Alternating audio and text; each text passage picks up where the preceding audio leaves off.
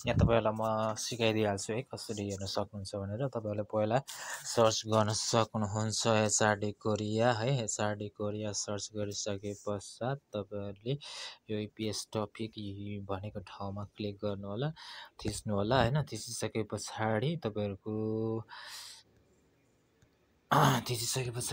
आउँछ यस्तो खालको इन्टरफेस आउँछ। तपाईँहरूले यहाँ जुम गरेर देखाउँछु है। यो तपाईँहरूले यो सुरुमै छ नेपालको है।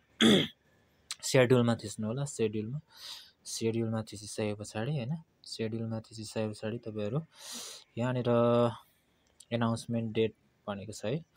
एनाउन्समेन्ट डेट यहाँ जानु होला तपाईँहरू। जुम गरेर देखाउँछु है। एनाउन्समेन्ट अफ टेस्ट डेज भनेको छ, यहाँ जानु होला।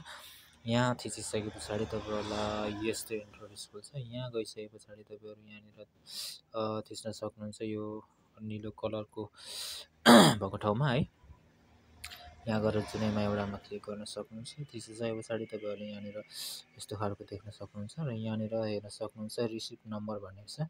यहाँनिर तपाईँहरूको त्यो प्रवेश कार्ड लिनुभएको छ, त्यो प्रवेश कार्डको सी भन्दा पछाडिको अक्षरहरू चाहिँ थिच्नुपर्ने हुन्छ अनि हेर्नुपर्ने हुन्छ हैन।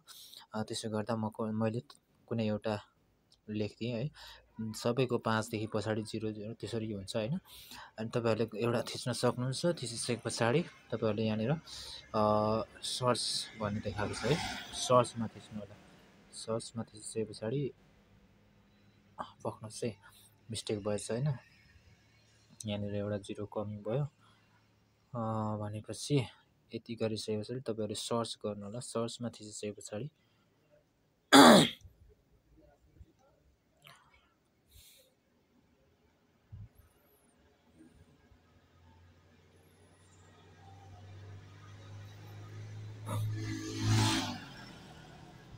सर्चमा थिचिसके पछाडि देखाउँछ है, यसरी देखाउँछ। अनि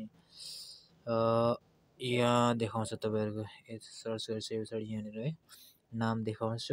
अनि यहाँनिर तपाईँहरूको टेस्ट डे कहिले हो हैन, कति गते हो, कति तारिक हो हैन। अनि यहाँ तपाईँहरूको छ टाइम छ हैन। यो ओरिएन्टेसन हुन्छ एक्जामभन्दा अगाडि, ओरिएन्टेसन टाइम छ, एक्जामको टाइम छ हैन। तपाईँहरूले यहाँनिर लेखिदिएको छ। अनि सिफ्ट पनि रहेछ, यो चाहिँ सिफ्ट होला है। यो 1 लेखेको चाहिँ फर्स्ट सिफ्ट हुन्छ होला तपाईँहरूको। बिहानै कति बजे हुन्छ हेरौँ, पछि प्रकाशन गर्छन् होला हैन। त्यसको बारेमा चाहिँ हुन्छ, यति नै छ।